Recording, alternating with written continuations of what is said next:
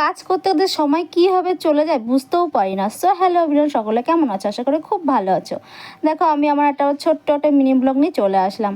এই যে দেখো দু পিস মাছই আজকে রান্না করব, মানে রাত্রিবেলা অন্য কিছু করব। তো এখন দেখো এই যে মাছের ডিমটা ছিল, ডিমটাও ভাজা করে নিচ্ছি। আর ডিমটা না আমার খুব ভালো লাগে। চিচিঙ্গা ছিল, চিচিঙ্গাটাও ভাজা করে নিচ্ছে। আর মাছের ডিম মানে পেঁয়াজ দিয়ে লঙ্কা দিয়ে ভাজা খুবই ভালো লাগে। আমার ঝোলে দেওয়ার থেকে আমার শুকনো শুকনো মানে ভাত দিয়ে ভালো লাগে খেতে।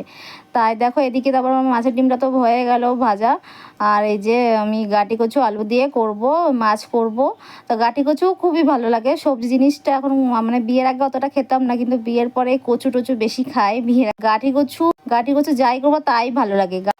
গাটি কচুর তরকারিটা কী বলো তো, একটু পাতলা পাতলা টাইপের করতে হয়, আর ঘন করলে মানে মানে ঝোলটা খুব টেনে নেয়।